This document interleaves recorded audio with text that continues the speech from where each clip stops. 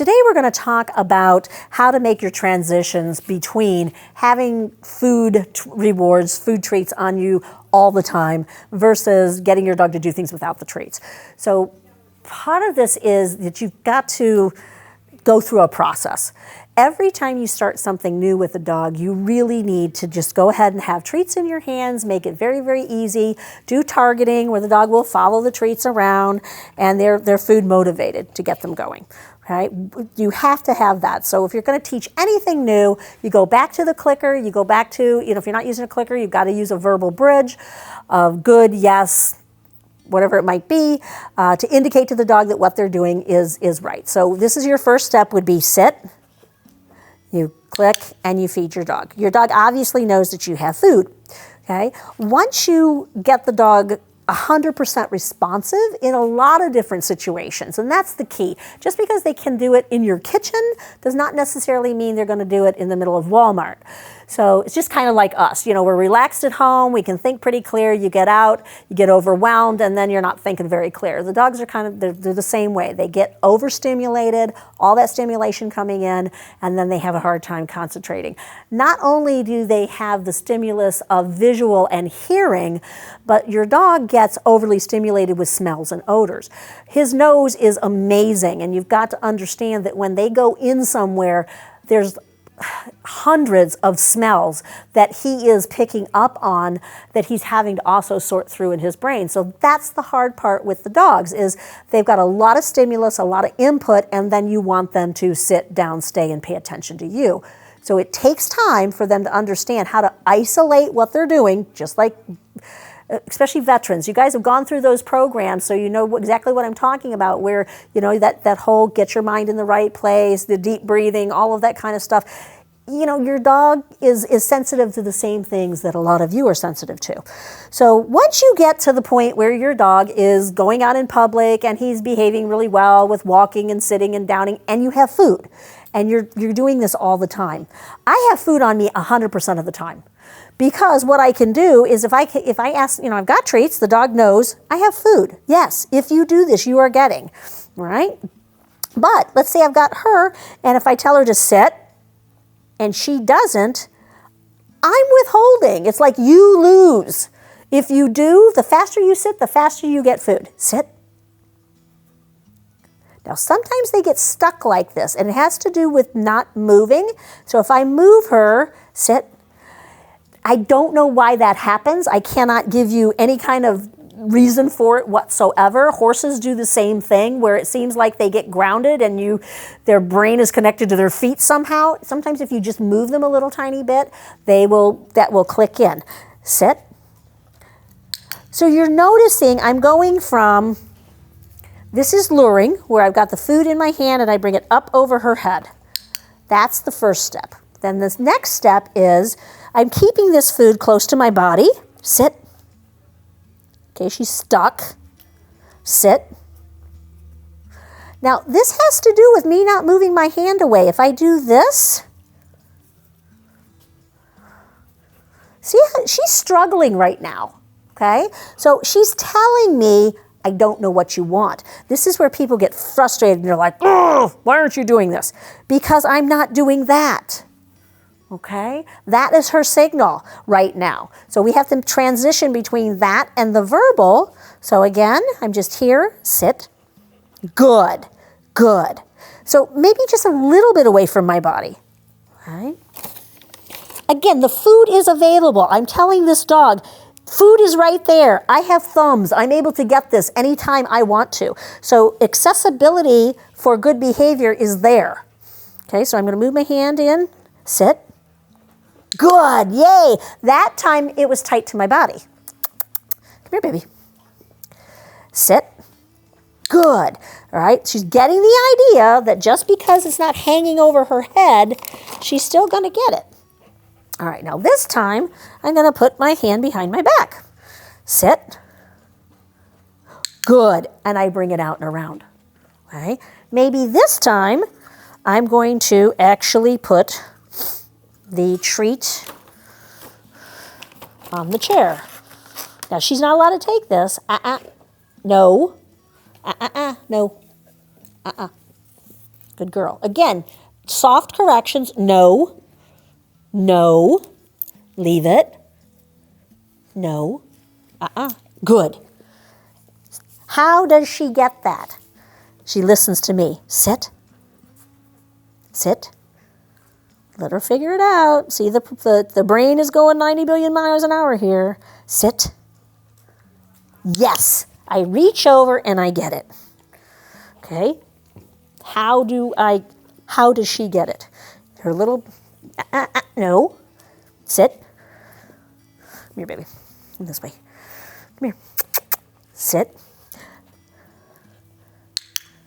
She has smoke coming out of her ears right about now.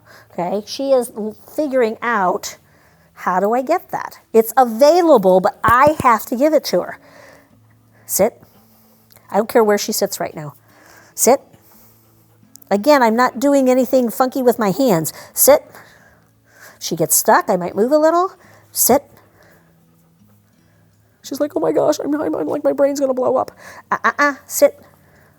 I've changed the rules. Yes. Good girl. I'm going to click as soon as her butt hits the floor. So I have to practice. Can you sit with my hands on top of my head? Can you sit with my hands behind my back? Can you sit with my arms out this way? So if we're, she's very, very used to me having food here. Sit. Good girl. Okay, I don't have anything. Good girl. Okay. So that's what she's responding to. If I even stop talking and I just make these motions, that's what she's used to. Okay, that's her signal to sit in her little mind. So now I've got to, again, change that around. Food goes on the chair. Let me see if I can walk with her a little bit. Come on, baby. Sit. Sit. Sit. Good girl. So again, not in the same position. So she's learning to work off of the visual as well as the as the vocal. So, you have to teach her that you can sit when I ask you to sit no matter what's happening. So if I'm carrying something, that's another big thing. Let me get my purse over here.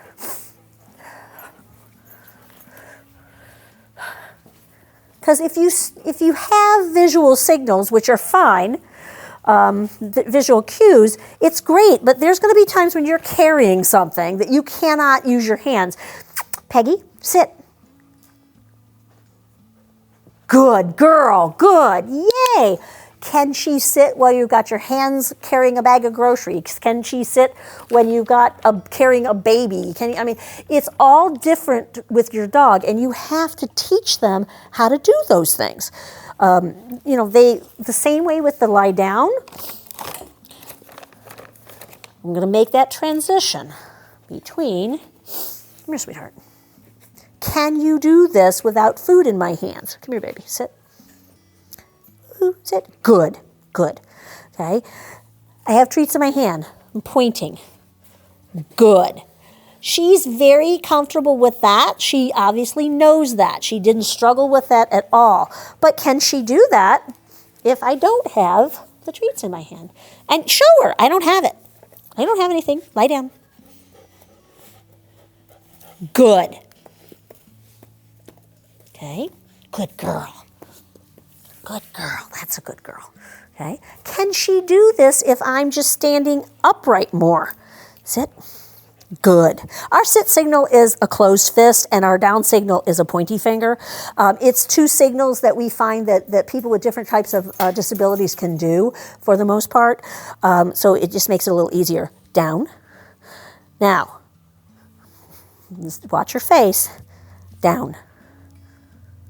Okay. Down. Good girl. Good job. Yay! You figured it out.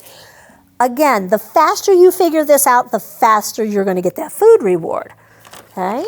So again, I don't necessarily have it in my hands, but it's available. It's like I'm telling her, look, it's right there and I can get that for you. You can't get it for you, but I can get that for you.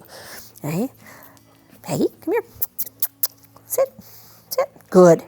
Down. Good girl. Good. Nice job. Good. That a girl. Okay? Now, sometimes they will struggle with this and not get it like what she just did. So what I will do is I will actually put the treats in my non-signal hand.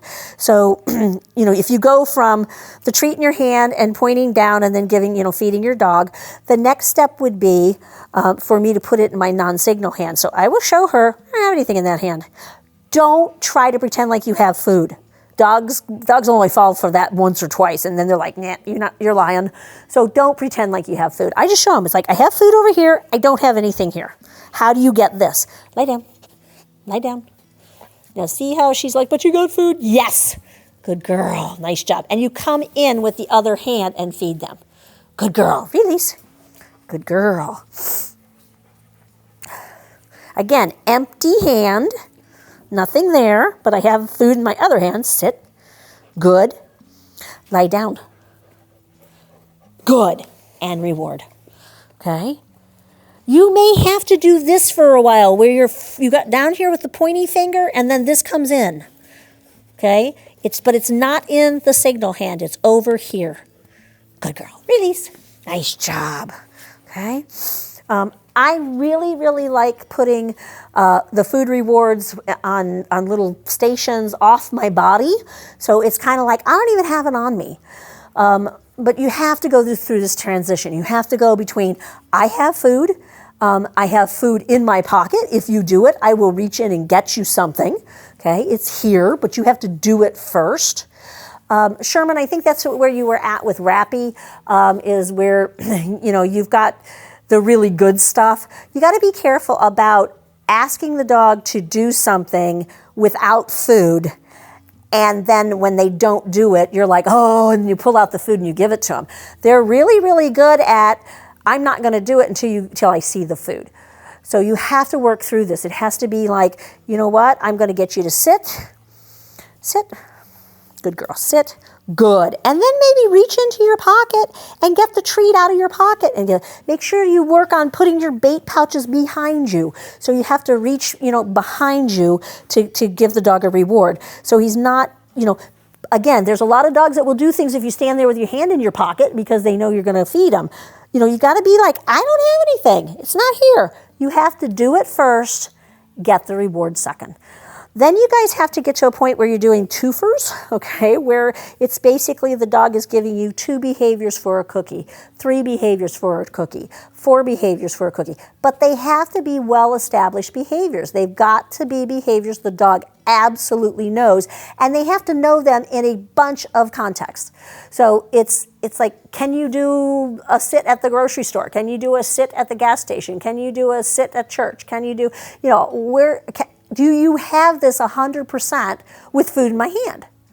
Now, if you have a dog that, you're working with like that, she does not get rewarded until she does it. So it's not, I ask you to sit, you don't do it, and then I go get a treat and then try again. You just need to make sure that these guys understand what behaviors you're asking them to do, and they can do it in a relatively comfortable situation. And then you start doing the rewards of where, they have to do a couple different things. Good girl. Okay, so that's simply just, can you walk nice? Okay, so we're gonna walk nice. Here, babe. Get back. Good. Nope, here, good. Good. Okay, so this is good. Sit. That's all part of a behavior. Sit. Oh, it's killing her. She's like, where am I going to look? Sit. Can you look? But no, I know. So she's looking at the rug. Her little brain's steaming right now. Hey, sit. Yes, good girl. Good girl. Good dog. Okay. So get them to do a few things in a row, and then you can bridge every time that they do it. And then reward. You don't always want to reward at the end of behaviors. So it needs to be, maybe you do 2 behaviors, reward, 3 behaviors, reward, 1 behavior, reward, make it really, really random until it's just kind of a thin schedule of reinforcement. And we can, get them through the whole process. So usually where people are running into problems about food training is that they don't have food on them. They ask the dogs to do something. The dog goes, nah, I don't think I want to do that. And then people go get the reward and try again. So to me, I always have the option of, if you don't do it, I can put this in my pocket and you don't get it. I'm completely in control of your food. It's like, here it is, you do, you get. If you don't do it, the last thing I want to do is be like, oh, fine, go get the bag of cookies. Lots and lots of dogs look at people and say, what do you got? You got a treat? You got a, what do you have? Then I'll think about doing it. So just be careful about getting into that trap. If people are unsuccessful with food training, it's because they haven't made a transition to where it's, look, I've got it in my pocket. I always have it in my pocket. You need to do, and then you will get it. But you just got to be so careful about asking your dog to do something, they don't respond, and then you go get food, and they're like, haha, I just trained Dad to, all I got to do is not do it, and they will go get a reward, and then I'll be asked to do it again. So it's just make sure that you've got it there, guys, and then just leave it in your pocket. And then, when the dog does it right, yay, good boy, and there it is. Put it out on the counter, put it out on the chairs, put it out on the table, and work on things in the house. And then once you give that bridge or yes or that marker, you can just reach over and get the treat. The dog has to know this stuff falls out of the sky. You will get it. It's not him, it's you will give it to them.